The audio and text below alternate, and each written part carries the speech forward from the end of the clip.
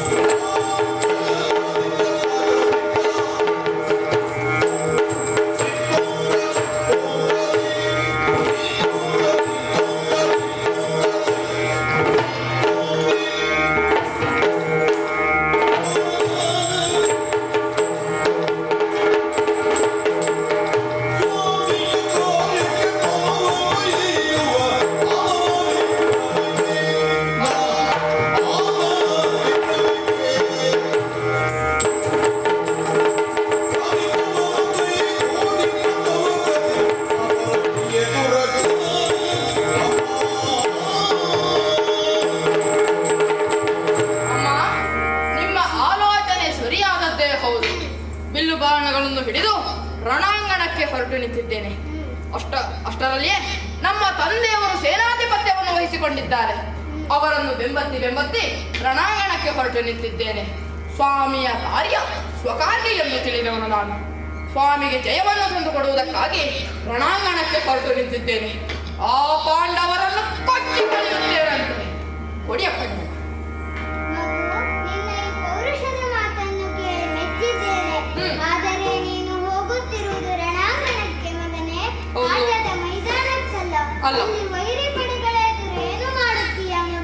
ಏನು ಮಾಡ್ತೇನೋ ಆ ಬಗ್ಗೆ ನಿಮಗೆ ಚಿಂತೆಯೇ ಬೇಡ. ತಂದೆಯವರನ್ನು ಹಿಂಬಾಲಿಸಿ ಯುದ್ಧಕ್ಕೆ ನಾನು ಹೋಗ್ತೇನೆ. ಪಾಂಡವರನ್ನು ಕೊಚ್ಚಿ ಕಳೆಯುತ್ತೇನೆ. ಮೊದಲು ನಮ್ಮ ತಂದೆಯವರಿಗೆ ಸೂತ ಪುತ್ರ ಎಂದು ಹೇಳಿಕೊಂಡವರಲ್ಲ, ಅಂತವರಿಗೆ ಸ್ಥಾನಮಾನವನ್ನು ಕೊಟ್ಟವರು ಯಾರು? ಒಡೆಯ ಗೌರವೇಶ್ವರನಲ್ಲವೇ? ಅಲ್ಲದೆ ಅಂಗಾಧಿಪತಿಯನ್ನಾಗಿಸುತ್ತಿದ್ದಾರೆ. ಅವರ ಋಣ ನಮ್ಮ ಮೇಲಿದೆ. ಅದನ್ನು ತೀರಿಸಿಕೊಳ್ಳುವುದಕ್ಕಾಗಿ ಇಂದು ರಣಾಂಗಣಕ್ಕೆ ಹೊರಟು ನಿಂತಿದ್ದೇನೆ. ಚಿಂತೆ ಬೇಡ ಅಣ್ಣ, ಕೊಡಿಯಪ್ಪನೇನ. ಮಗು, ನೀನಿನ್ನು ಬಾಲಕ. ಆದರೆ ವೈರಿ ಪಡೆಯಲ್ಲಿದ್ದವರು ಅಸಮ ಸಾಹಸಿಗಳಾದ ಭೀಮಾರ್ಜುನರು. ಅವರೆದುರು ಹಸುಳೆಯಾದ ನೀನು ಮರಣವನ್ನು ಹೊಂದಿದರೆ ನಿನ್ನ ತಂದೆಯವರ ಉದ್ದೇಶವು ಹೇಗೆ ನೆರವೇರಬಲ್ಲದು ಮಗು? ಅಮ್ಮ, ಆ ಬಗ್ಗೆ ಚಿಂತೆಯನ್ನೇ ಬಿಟ್ಟು ಬಿಡು. ಒಂದು ವೇಳೆ ಆ ಪಾರ್ಥನಿಂದಲೇ ನನ್ನ ಶಿರಶ್ಛೇದನಾದರೆ ಆಗ ನಮ್ಮ ತಂದೆಯವರು ಸುಮ್ಮನೆ ಕುಳಿತುಕೊಳ್ಳುವರಲ್ಲ. ಪ್ರಳಯ ಕಾಲದ ರುದ್ರನಂತೆ ಆ ಪಾರ್ಥನ ಉಂಡವನ್ನು ಚೆಂಡಾಡುತ್ತಾರೆ. ಆ ಬಗ್ಗೆ ಚಿಂತೆಯೇ ಬೇಡ ಅಮ್ಮ. ಆಶೀರ್ವಾದ ನೀಡಿ.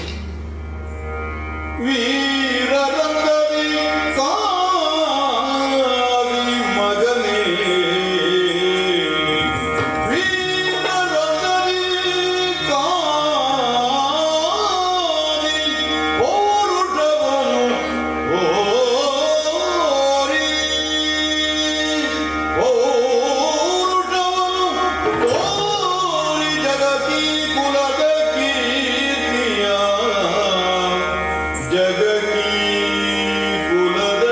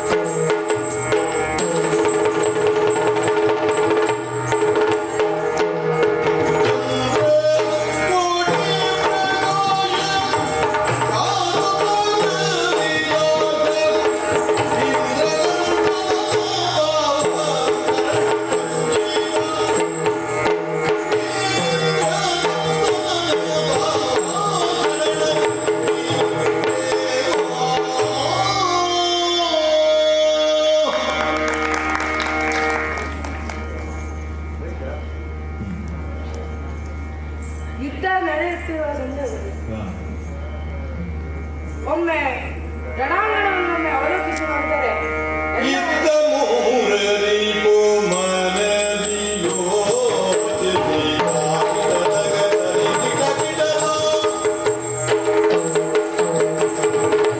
ಇದ್ದ ಮೂರರಿಗೂ ಮನದಿಯೋ ಭಕ್ತನೋಗಿದ ವಾಯುಕುವರ ಭಕ್ತನೋಗಿದ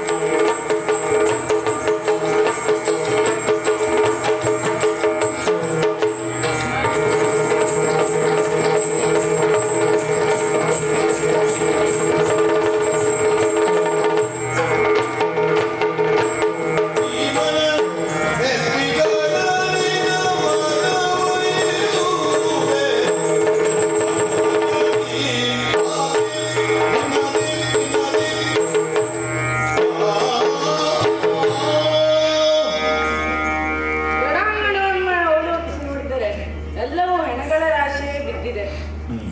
ಭೀಮಸೇನನು ತಾನು ಮಾಡಿದ ಪ್ರತಿಜ್ಞೆಯಂತೆ ಕೌರವನ 99 ಮಂದಿ ಸಹೋದರರನ್ನು ಸಂಹರಿಸಿದ್ದಾನೆ. ತನ್ನ ಅಟ್ಟಹಾಸವನ್ನು ಮೆರೆದಿದ್ದಾನೆ. ಹಾಗೂ ಸ್ವಲ್ಪ ಗೌರವದಿಂದಲೂ ಮೆರೆಯುತ್ತಿದ್ದಾನೆ. ಅವನ ನೆತ್ತಿಗೇರಿದ ಗರ್ವವನ್ನು ಇಳಿಸುವ ಪ್ರಯತ್ನವನ್ನು ಮಾಡುತ್ತೇನೆ. ಭೀಮಸೇನ,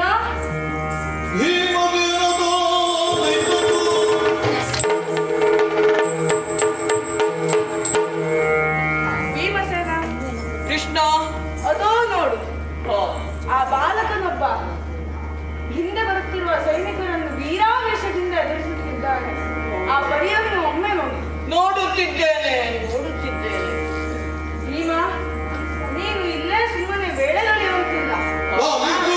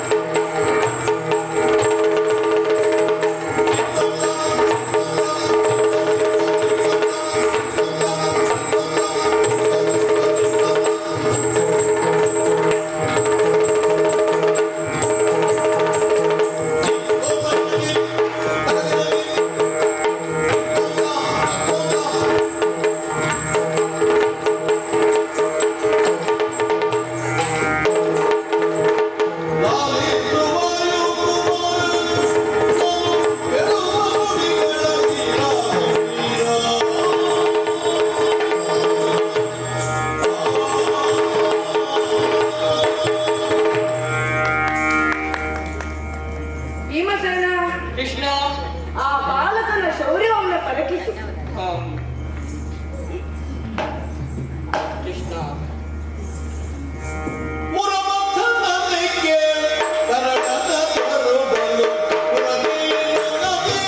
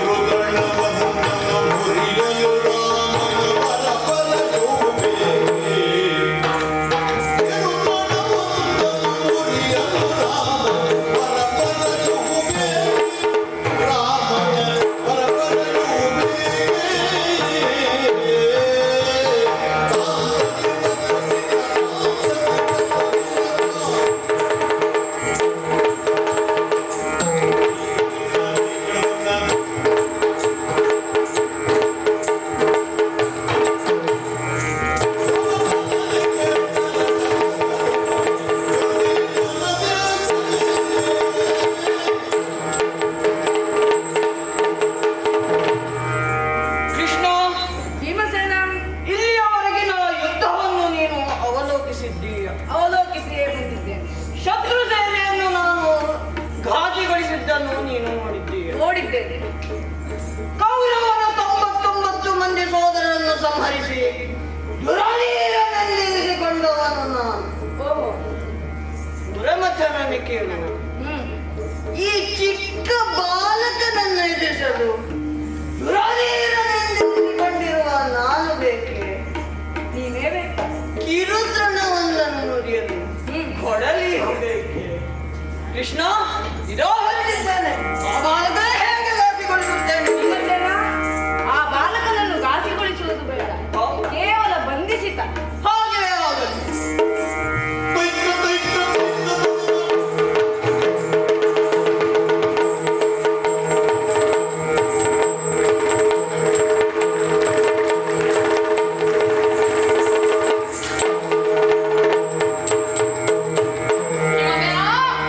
ಎಲ್ಲೋ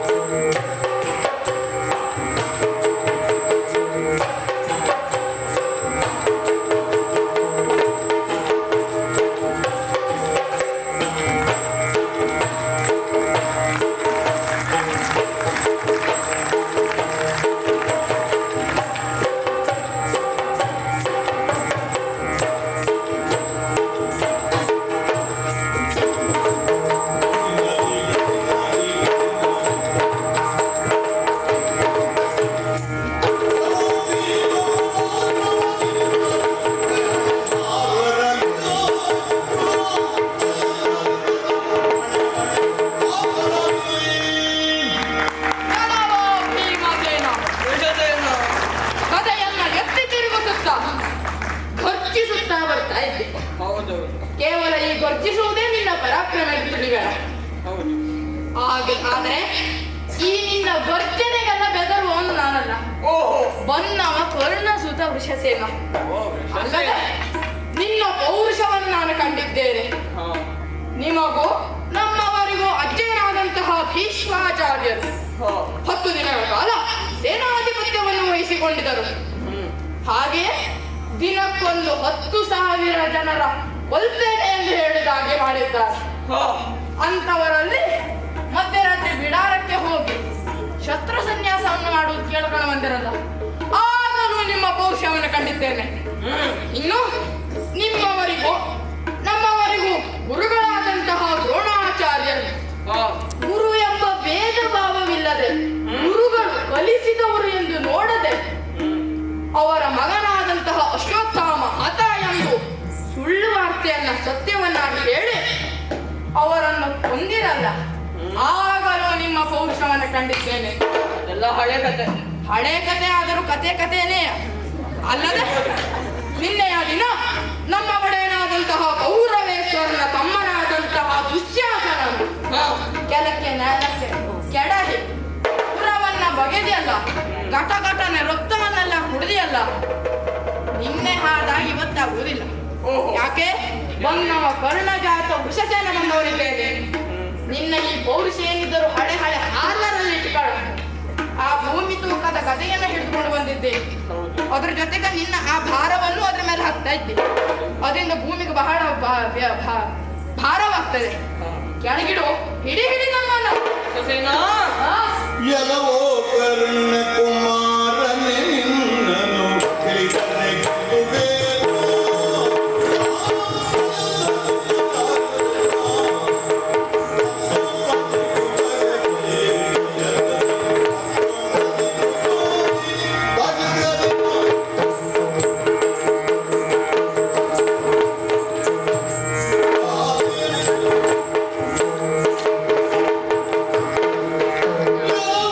ಕರ್ಣ ಕುಮಾರ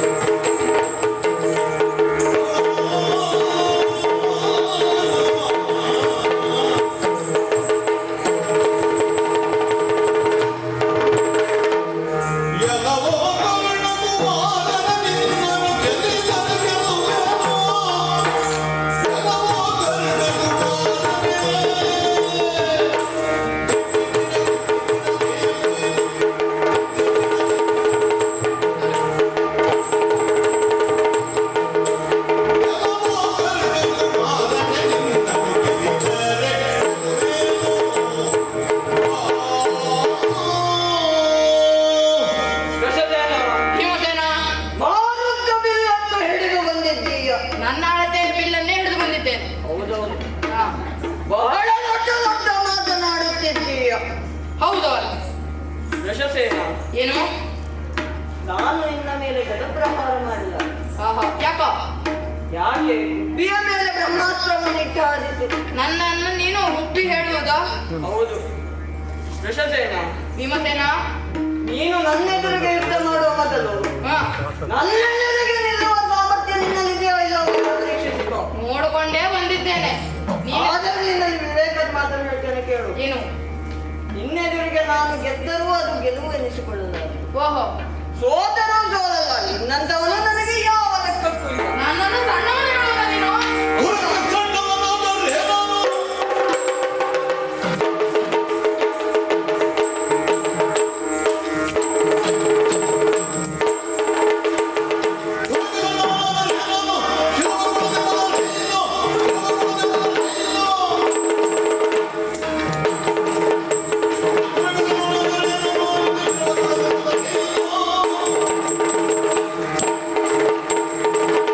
ಭೀಮಸೇನ, ಯಶಸ್ಸೇನ, ನನ್ನನ್ನು ಸಣ್ಣವ ಎಂದು ಕುಗ್ಗಿಸ್ತಾ ಇದ್ದೆ. ಹೌದು. ನಿನಗೆ ನಾನು ಸಣ್ಣವನೇ ಆಗಿರಬಹುದು. ಹಾ. ನಿನ್ನ ಪೌರುಷವನ್ನು ನಾನು ಕಂಡಿದ್ದೇನೆ. ಹಾ. ಮೊದಲೇ ಹೇಳ್ಬೇಕು ಅಂತ ಮಾಡಿದವ ಬೇಡ ಬಿಟ್ಟಿದ್ದೆ. ಯಾಕೆ? ಮಂಗನ ಬಾಲನ್ನೇ ಎತ್ತಲಿಕ್ಕಾಗದೆ ಹೋದವನಿಗೆ ನಾನು ದೊಡ್ಡವನಲ್ಲಿ ಸಣ್ಣವನ. ಅದು ಮಂಗನ ಬಾಲ ಅಲ್ಲ, ಹನುಮಂತನ ಬಾಲ. ಹಾ, ಅದು ಹೌದಪ್ಪ, ನಿನ್ನ ಅಣ್ಣನೇ. ಆದ್ದರಿಂದ ಆತನ ಬಾಲವನ್ನು ಎತ್ತಲಿಕ್ಕಾಗಿಲ್ಲ ನಿನ್ನ ಹತ್ರ. ಇನ್ನು ಕೇಳಿದ್ದೇನೆ, ರಾಜಸೂಯ ಯಾಗವನ್ನು ಮಾಡುವ ಸಂದರ್ಭದಲ್ಲಿ ಹಾ. ಹನುಮಂತನ ಬಾಲದ ರೋಮ, ಮಂಗನ ಬಾಲ ರೋಮ ತೆಗಿಲಿಕ್ಕಾಗಲಿಲ್ವಲ್ಲ ನಿನಗೆ? ಆಗ್ಲೂ ನಿನ್ನ ಪೌರುಷವನ್ನು ಕಂಡಿದ್ದೇನೆ. ಹಾ. ಆ ಮಟ್ಟಿಗೆ ನಾನು ದೊಡ್ಡವನೇ ನಿನ್ನ ಹಾಗೆ. ಓಹೋ. ನಿನ್ನ ಈ ಇದೆಲ್ಲ ಬೇಡ, ಒಳ್ಳೆ ಈ ವಿವೇಕ ಇದೆಲ್ಲ ಬೇಡ. ಯುದ್ಧ ರಂಗಕ್ಕೆ ಬಂದ ಮೇಲೆ ವಿವೇಕವೂ ಇಲ್ಲ, ಯಾವ ಇದೂ ಇಲ್ಲ. ಗೊತ್ತಾಯ್ತಾ? ಎಲ್ಲವೂ ಮಾಡಿದ. ಹುಡುಗಗೆ ಹುಡುಗಗೆ ನಿನ್ನನು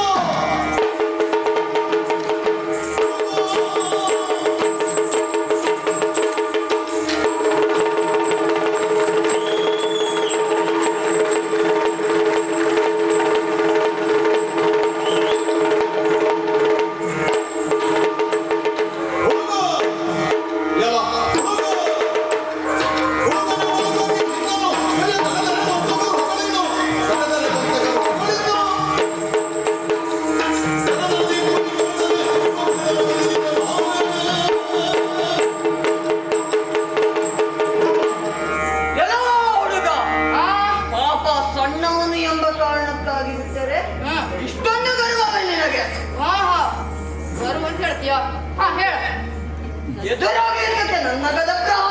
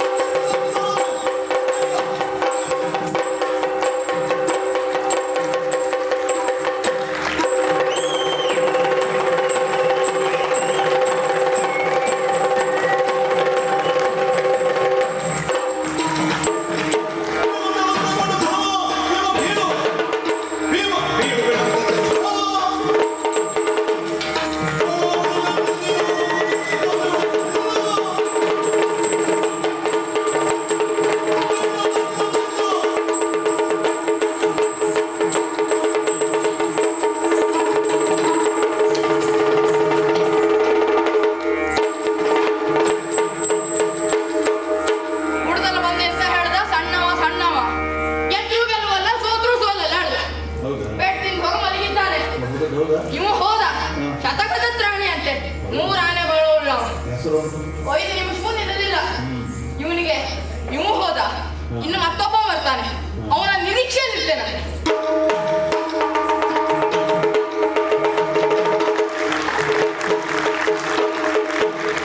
ಭೀಮ ಬಿಡಲ್ಗೆ ಹರಿಭಾತರು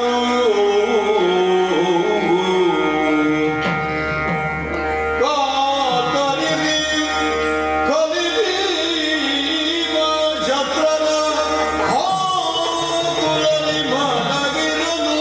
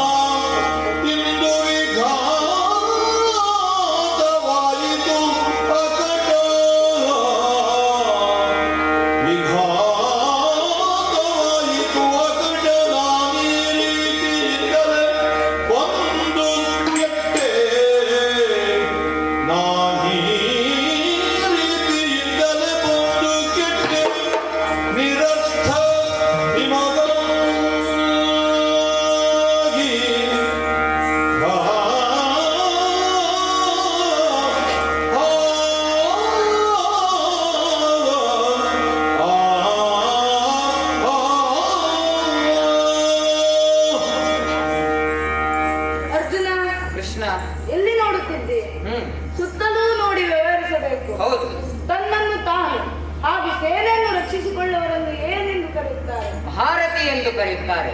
ಹೌದು, ಹ್ಮ್ ಸೇನೆಯ ವಿಷಯ ಬಿಡು. ಹ. ನಿನ್ನ ಅಣ್ಣನೇ ಅಲ್ಲಿ ಕೆಳಗೆ ಬಿದ್ದಿದ್ದರು ನಿನಗೆ ಅರಿವಿಲ್ಲ. ಭೀಮಸೇನನು ಮೈಮರೆತು ಕೆಳಗೆ ಬಿದ್ದ, ನೀನು ಮೈಮರೆತು ವರ್ತಿಸುತ್ತಿದ್ದೀಯ. ಕೃಷ್ಣ, ಭೀಮನು ಮಹಾಮಲ್ಲ. ಅವನನ್ನು ಅವನೇ ರಕ್ಷಿಸಿಕೊಳ್ಳಬಲ್ಲ. ಓಹೋ. 99 ಕೌರವ ವೀರರನ್ನು ಅವನೊಬ್ಬನೇ ಸೇರಿ ಸದೆ ಬಳಿದಿದ್ದಾನೆ. ಇನ್ನು ಅಂತಹ ವೀರರ ಯೋಚನೆ ನನಗೆ ಯಾಕೆ ಎಂದು ಆ ಕಡೆಗೆ ಲಕ್ಷ್ಯ ವಹಿಸಲಿಲ್ಲ. ಈಗೇನಾಯಿತೆಂದು ಆ ಕಡೆಗೆ ಕೈ ತೋರಿಸುತ್ತಿದ್ದೀಯಾ? ಅರ್ಜುನ, ನೀನು ನೋಡುತ್ತಿರುವಂತೆ ಕರ್ಣನ ಸುತ ವೃಷಸೇನ ಭೀಮನನ್ನು ಕೆಳಗಿದ್ದಾನೆ. ನೀನು ಸ್ವಲ್ಪ ಲಕ್ಷ್ಯ ವಹಿಸಿ ನೋಡಿದ್ದರೆ ಆ ಬಾಲಕ ಬಿಟ್ಟ ಬಾಣವನ್ನು ಕತ್ತರಿಸಬಹುದಿತ್ತು. ದಿನವೂ ದೇವ ರಕ್ಷಿಸು ರಕ್ಷಿಸು ಎನ್ನುತ್ತೀರಿ, ಆದರೂ ಇಂತಹ ಘಟನೆಗಳು ನಡೆಯುತ್ತಲೇ ಇರುತ್ತವೆ. ಈಗ ನಾನೇನು ಮಾಡಲಿ ಎಂದು ಯೋಚಿಸುತ್ತಿದ್ದೇನೆ. ಇಷ್ಟರ ಮದುವೆಯ ಅವನು ಕೊಟ್ಟವರು ಈ ಮುರ ಹೊರಗುತ್ತ ಕಟ್ಟಳೆ ಹಾರಿಸುವುದನ್ನು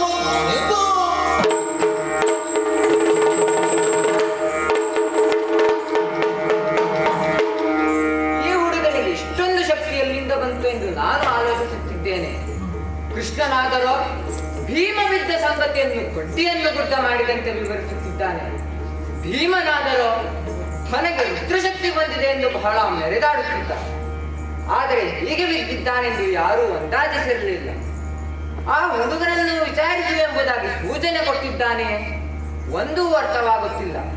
ಎಲ್ಲವೂ ಇವನದೇ ಆಟ.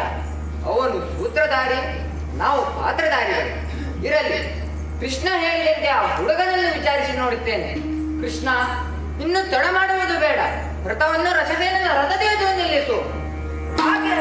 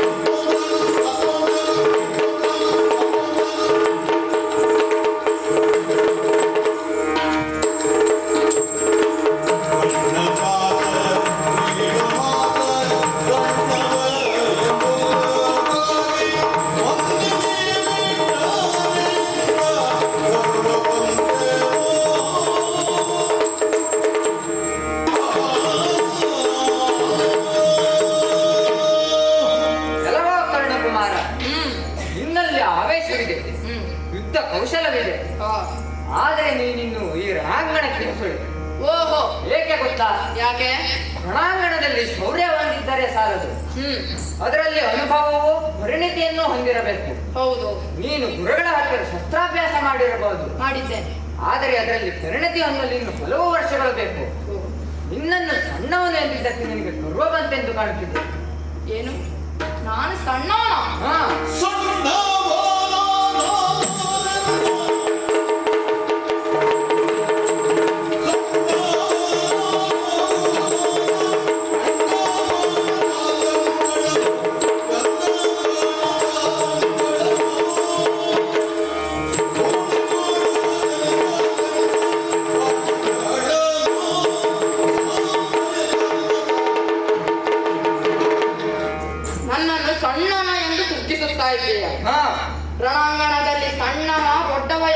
ಬರುವುದಿಲ್ಲ. ಓಹೋ. ಬಂದಿದ್ದೇನೆ, ಮರಳುವ ಪ್ರಯತ್ನವೇ ಇಲ್ಲ.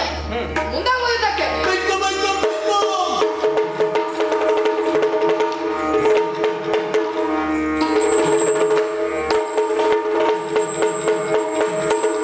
ಹರಿಯೇ ಪರಿಗೀತೆನ್ನ ಕುವರನ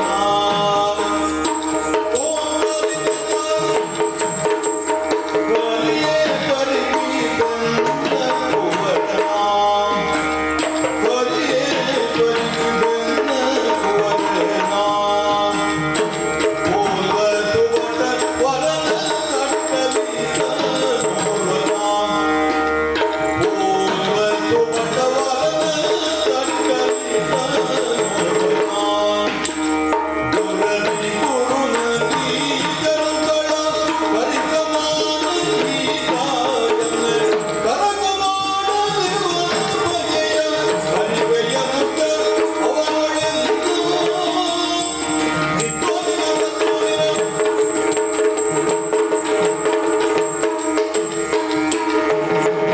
ಹರಿಯ ಪರಿಗಿಸನ್ನ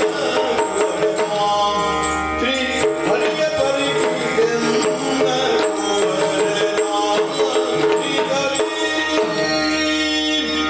ಕೃಷ್ಣ, ಈ ಹುಡುಗನನ್ನು ದಿಟ್ಟಿಸಿ ನೋಡುತ್ತಿದ್ದೇನೆ. ಇವನ ಶೌರ್ಯ, ಸಾಹಸ, ಇವನು ಬಿಲ್ಲನ್ನು ಹಿಡಿದು ನಿಂತಿರುವ ಕುರಿಯನ್ನು ನೋಡಿದರೆ ನನ್ನ ಅಳಿದ ಮಗ ಅಭಿಮನ್ಯುವಿನ ನೆನಪಾಗುತ್ತದೆ. ಇವನಿಗೂ ಅವನಿಗೂ ಸಾಮ್ಯವಿದೆ. ಅಜ್ಜ ಭೀಷ್ಮರು ಗುರು ದ್ರೋಣರು ಹೋರಾಡಿದಂತೆ ಇವನು ಕೂಡ ಹೋರಾಡುತ್ತಿದ್ದಾನೆ. ಕೌರವನ ಮಗನ, ದುಶ್ಯಾಸನನ ಮಗನ ಯುದ್ಧರಂಗಕ್ಕೆ ಬಂದು ಹೋರಾಡಿದ್ದಾರೆ. ಆದರೆ ಭೀಮನಂದರು ಯಾರು ಗೆದ್ದಿದ್ದಾರೆ ಹೇಳು? ಆದರೆ ಇವನು ಭೀಮನನ್ನೇ ನೆಲಕ್ಕುರುಳಿಸಿದ್ದಾನೆ. ಮೆಚ್ಚಲೇಬೇಕು ಇವನ ಸಾಹಸವನ್ನು.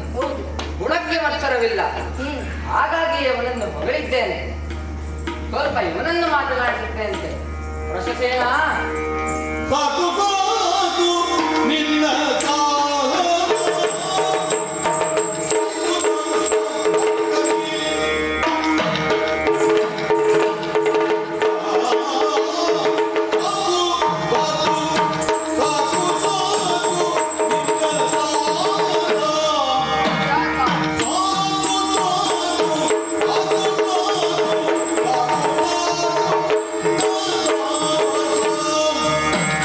ವರಳನಿಗೆ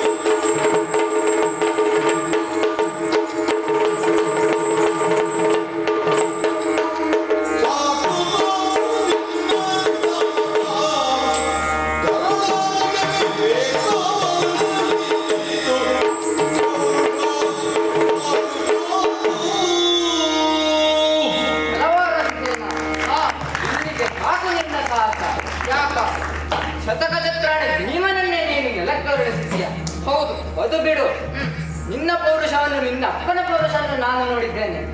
ಏನೋ ಏನದು ಏನು ಗೊತ್ತಾ? ಏನೋ ನಾವು ವನವಾಸದಲ್ಲಿರುವಾಗ ನಿನ್ನಪ್ಪ ಹಾ. ಕೌರವರೊಳಗೂಡಿ ಅವಮಾನಿಸಲೆಂದು ಬಂದಿದ್ದ. ಹ್ಮ್ ನಂತರ ಗಂಧರ್ವರ ಹತ್ತಿರ ಸಿಕ್ಕು ಬಿದ್ದ. ಹ್ಮ್ ಆಗ ನಿನ್ನಪ್ಪನೇ ಅಲ್ಲವೋ ಅವರ ಹತ್ತಿರ ಪೆಟ್ಟು ತಿಂದು ಮನೆಗೆ ಓಡಿದ್ದು.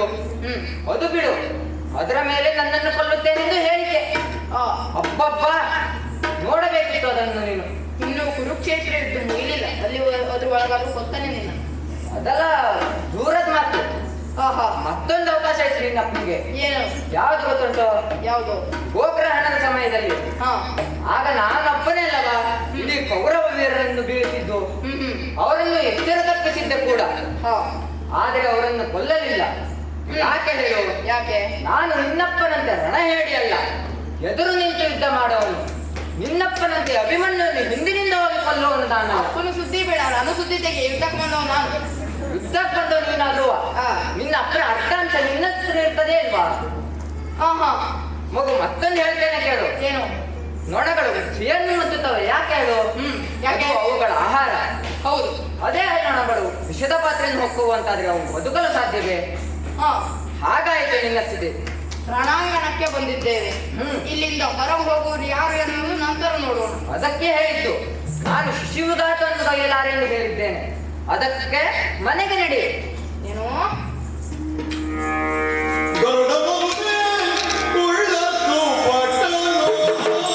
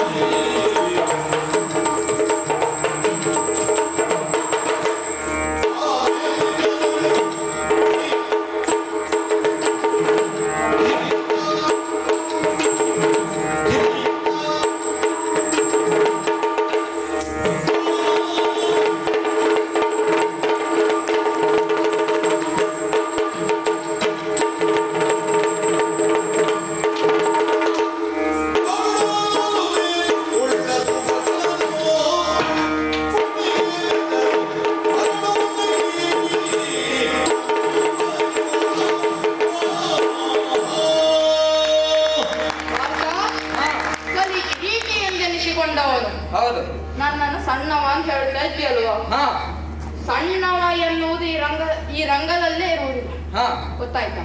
ಏನು? ಬಂದಿದ್ದೇನೆ, ಹ್ಮ್. ಮರಳುವ ಪ್ರಶ್ನೆಯೇ ಇಲ್ಲ. ವಿಷದ ಪಾತ್ರೆಯನ್ನು ಪಕ್ಕೊಂದಣಗಳು ಅಲ್ಲಿಯೇ ಸಾಯ್ತಾರೆ ಅಂತ ಹೇಳಿದೆಯಲ್ಲ. ಹೌದು.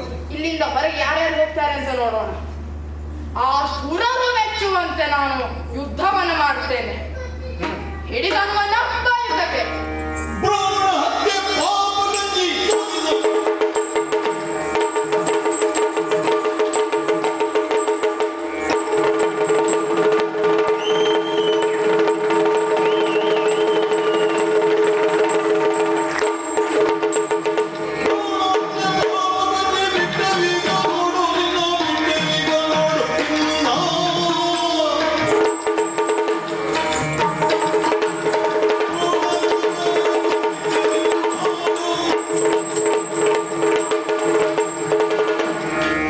ರಸಸೇನ, ನೀನು ಅಂತಲ್ಲ, ಈಗಿನ ಮಕ್ಕಳ ಹೀಗೆ ಹೇಳಿದ್ದು ಒಂದು ಮಾತಾಡು ಕೇಳ್ತಾರ ಹೇಳು.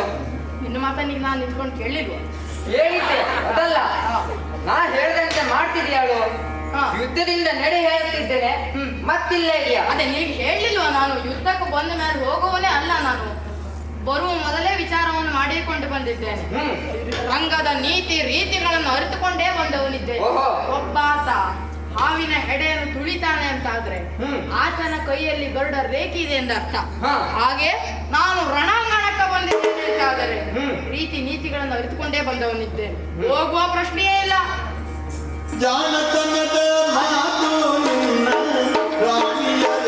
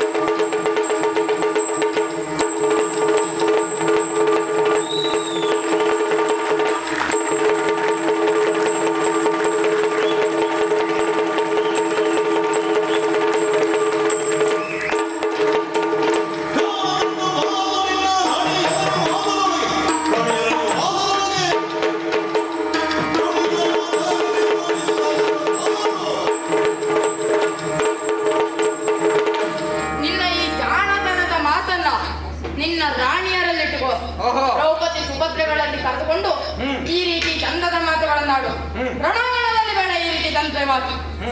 ಅಲ್ಲ, ನಿಮ್ಮ ಅಣ್ಣ ತಮ್ಮರಿಗೆ ನಾ ಸಣ್ಣವನೇ ಆಗೋದು. ಯಾಕೆ? ಪ್ರಸಂಗದ ಆರಂಭದಿಂದ ತುದಿವರೆಗೂ ಸಣ್ಣವ ಸಣ್ಣವ ಸಣ್ಣವ ಹೇಳಿ ನನ್ನನ್ನು ದುಃಖಿಸ್ತೇನೆ ಇತ್ತು. ಆದ್ರೆ ಈ ಸಣ್ಣವನ ಅಂಬಿನ ರುಚಿ ನಿನಗೆ ತೋರಿಸ್ತೇನೆ. ಎದುರು ಇದಕ್ಕೆ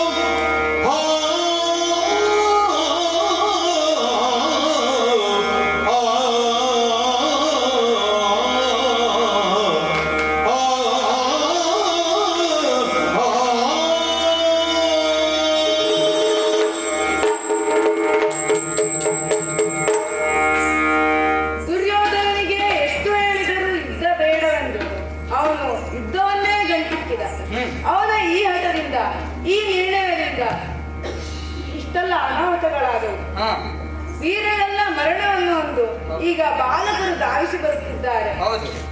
ಅಭಿಮನ್ಯುವಿನಂತಹ ವೀರರು, ವಿಷಸೇನಂತಹ ಬಾಲಕರು ಈಗ ಸ್ವರ್ಗವನ್ನು ಸೇರುತ್ತಿದ್ದಾರೆ. ಕುರುಕ್ಷೇತ್ರ ಹಲವಾರು ಜನರ ಸಾವಿಗೆ ಕಾರಣವಾಗಿದೆ. ಕೆಲವರ ಕೀರ್ತಿ ವಾರ್ತೆಯನ್ನು ಸಾರಿದೆ. ಎಲ್ಲರಿಗೂ ಸನ್ಮಂಗಳವಾಗಲಿ. ಕೃಷ್ಣ ನೀ ಬೇಗನೆ ಬಾ, ಮುಖವನೇ ತೋರು. ಕೃಷ್ಣ ನೀ ಬೇಗನೆ ಬಾ, ಮುಖವನೇ ತೋರು. ಕೃಷ್ಣ ನೀ ಬೇಗನೆ ಬಾ.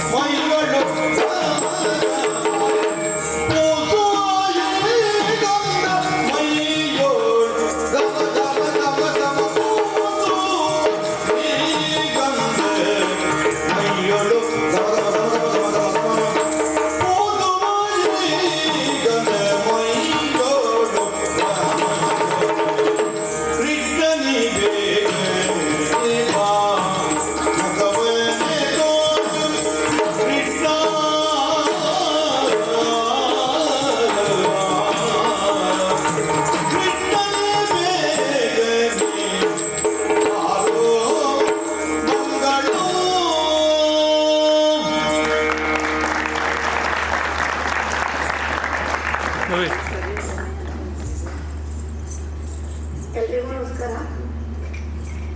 ಇಷ್ಟು ಹೊತ್ತಿನ ತನಕ ಈ ಪ್ರಸಂಗವನ್ನ ಅತ್ಯಂತ ತಾಳ್ಮೆಯಿಂದ ಪ್ರೀತಿಯಿಂದ ವೀಕ್ಷಿಸಿ ಮಕ್ಕಳನ್ನು ಪ್ರೋತ್ಸಾಹಿಸಿದ್ದಕ್ಕಾಗಿ ಎಲ್ಲರ ಪರವಾಗಿ ನಾನು ತಮಗೆ ಮೊದಲಾಗಿ ಆಭಾರಿಯಾಗಿದ್ದೇನೆ. ಈ ಕಾರ್ಯಕ್ರಮದಲ್ಲಿ ಮಕ್ಕಳಿಂದ ಏನಾದರೂ ನೃತ್ಯದಲ್ಲಾಗಲಿ ಸಂಭಾಷಣೆಯಲ್ಲಾಗಲಿ ಲೋಪದೇಶ ದೋಷಗಳೇನಾದರೂ ಕಂಡು ಬಂದಲ್ಲಿ ಆ ಹೊಣೆಗಾರಿಕೆಯನ್ನು ನಾನೇ ಹೊರ್ತೇನೆ. ಯಾಕೆಂದ್ರೆ ಮಕ್ಕಳು ಇನ್ನೂ ಕಲಿಕಾ ಹಂತದಲ್ಲಿದ್ದಂತಹ ಮಕ್ಕಳು. ಒಂದೇ ಒಂದು ಪ್ರಾಕ್ಟೀಸ್ ಅನ್ನು ಹಿಮ್ಮೇಳದ ಜೊತೆ ನನಗೆ ಕೊಡಲಿಕ್ಕೆ ಸಾಧ್ಯ ಆಗಲಿಲ್ಲ. ಹಾಗಾಗಿ ಸ್ವಲ್ಪ ಲೋಪದೋಷಗಳು ಆಗಿರಬಹುದು. ಆದರೂ ಈ ಕಾರ್ಯಕ್ರಮದ ಯಶಸ್ಸಿಗೆ ಅತ್ಯಂತ ಸಹಕರಿಸಿದವರು ಗಟ್ಟಿಯಾದ ಹಿಮ್ಮೇಳ. ಅವರು ಮಕ್ಕಳ ಸಾಮರ್ಥ್ಯವನ್ನ ನೋಡಿ ಪದ್ಯವನ್ನ ಹೇಳಿ ಅವರ ಹೆಜ್ಜೆಗಳನ್ನ ವೀಕ್ಷಿಸಿ ಅಂತೆಯೇ ವಾದನಗಳನ್ನು ನುಡಿಸಿ ನಮ್ಮ ಕಾರ್ಯಕ್ರಮವನ್ನು ಯಶಸ್ವಿಗೊಳಿಸಿದ್ದಾರೆ. ಹಾಗಾಗಿ ನಮ್ಮ ಹಿಮ್ಮೇಳದವರನ್ನ ಶಾಲೆಯ ಪರವಾಗಿ ಹಾಗೂ ನನ್ನ ಪರವಾಗಿ ವೈಯಕ್ತಿಕವಾಗಿ ಅವರನ್ನು ಅಭಿನಂದಿಸ್ತೇನೆ. ಇನ್ನು ಪ್ರತಿ ವರ್ಷವೂ ನಮ್ಮ ಶಾಲೆಯಲ್ಲಿ ಮಕ್ಕಳಿಗೆ ತರಬೇತಿಯನ್ನು ಯಕ್ಷಗಾನದಲ್ಲಿ ನಾವು ಕೊಡ್ತಾ ಇದ್ದೇವೆ. ಅದಕ್ಕೆ ನನಗೆ ಎಲ್ಲ ಸಹಕಾರವನ್ನು ಶಾಲೆಯ ಶಿಕ್ಷಕರಿಂದ ಮುಖ್ಯ ಶಿಕ್ಷಕರು, ಆಡಳಿತ ವರ್ಗದವರು ಎಲ್ಲರೂ ನನಗೆ ತುಂಬಾ ಸಹಕಾರವನ್ನು ಕೊಟ್ಟಿದ್ದಾರೆ. ಈ ಕಾರ್ಯಕ್ರಮವನ್ನು ಯಶಸ್ವಿಗೊಳಿಸುವಲ್ಲಿ ರಂಗಸಜ್ಜಿಕೆಯನ್ನು ಒದಗಿಸಿಕೊಟ್ಟಿದ್ದಾರೆ. ಈ ಕಾರ್ಯಕ್ರಮಕ್ಕೆ ಯಶಸ್ವಿಗೊಳಿಸುವಲ್ಲಿ ಪರೋಕ್ಷವಾಗಿ ಹಾಗೂ ಪ್ರತ್ಯಕ್ಷವಾಗಿ ಸಹಕರಿಸಿದ ಎಲ್ಲ ಸಿಬ್ಬಂದಿ ವರ್ಗದವರಿಗೂ, ಲೈಟು ಹಾಗೂ ಮೈಕಿನ ವ್ಯವಸ್ಥೆಯನ್ನು ಮಾಡಿಕೊಟ್ಟಂತಹ ಎಲ್ಲರಿಗೂ ನನ್ನ ಪರವಾಗಿ ಹಾಗೂ ಶಾಲೆಯ ಪರವಾಗಿ ಆಭಾರಿಯಾಗಿದ್ದೇನೆ. ಮಕ್ಕಳು ಈ ಕಾರ್ಯಕ್ರಮ, ಈ ಕಲಿಕೆಯನ್ನು ಇಷ್ಟಕ್ಕೆ ನಿಲ್ಲಿಸಬೇಡಿ. ಇವನು ಸ್ವಲ್ಪ ಮುಂದುವರಿಸಿಕೊಂಡು ಹೋಗಿ 10th ಮುಗಿದ ತಕ್ಷಣ ಬಿಟ್ಟುಬಿಡ್ತಾರೆ. ಬಿಡಬೇಡಿ. ನಿಮ್ಗೆ ಎಷ್ಟು ಸಾಧ್ಯವೋ ಅಷ್ಟನ್ನ ಇದನ್ನು ಮುಂದುವರಿಸಿ ಅಂತ ನಾನು ಕೇಳ್ಕೊಳ್ತೇನೆ. ಇನ್ನು ಪಾತ್ರ ಪರಿಚಯ. ಹಿಮ್ಮೇಳದಲ್ಲಿ ಭಾಗವತರಾಗಿ ಶ್ರೀಯುತ ಗಜಾನನ ಭಟ್ ತುಳುಕೇರಿಯವರು ನಮಗೆ ಸಹಕರಿಸಿದ್ದಾರೆ. ಮದ್ದಳೆಯಲ್ಲಿ ಶ್ರೀಪಾದ ಭಟ್ ಮುಗುದಾರವರು, ಚಂಡೆಯಲ್ಲಿ ಶ್ರೀ ಉಮೇಶ್ ಹೆಗಡೆ ಕೊಂಕಣಕೇರಿಯವರು ನಮಗೆ ಸಹಕರಿಸಿದ್ದಾರೆ. ಹಾಗೂ ವೇಷಭೂಷಣದಲ್ಲಿ ಶ್ರೀ ಉಮೇಶ್ ಹೆಗಡೆ ಹಲಸಿಕೊಪ್ಪ ಹಾಗೂ ಸಂಗಡಿಗರು ಸಹಕರಿಸಿದ್ದಾರೆ. ಮುಮ್ಮೇಳದಲ್ಲಿ ಬಾಲಗೋಪಾಲರಾಗಿ ಕುಮಾರ್ ಅಚ್ಯುತ್ ಭಟ್ ಹಾಗೂ ಕುಮಾರ್ ಪ್ರಮಥ್ ಭಾಗವತ್ ಹಾಗೂ ಕ್ರಿಟಿಕಲ್ ಸ್ತ್ರೀ ವೇದಿಕೆಯಲ್ಲಿ ಕುಮಾರಿ ಅನುಶ್ರೀ ಹೆಗ್ಡೆ. ವೃಷಸೇನನ ಪಾತ್ರದಲ್ಲಿ ಕುಮಾರ್ ಅಚ್ಯುತ್ ಭಟ್.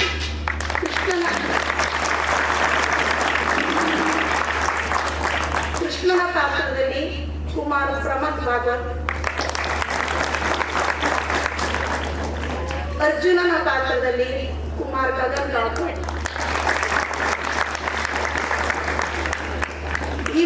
ಭೀಮನ ಪಾತ್ರದಲ್ಲಿ ಕುಮಾರ್ ಕೌಶಿಕ್ ದೇಸಾಯಿ. ಕೌರವನಾಗಿ ಕುಮಾರಿ ಸಮನ್ವಿತಾ ಹೆಗಡೆ ಹಾಗೂ ಸೋಮಪ್ರಭೆಯಾಗಿ ಕುಮಾರಿ ಅನುಶ್ರೀ ಹೆಗಡೆ. ಎಲ್ಲರಿಗೂ ಧನ್ಯವಾದಗಳು.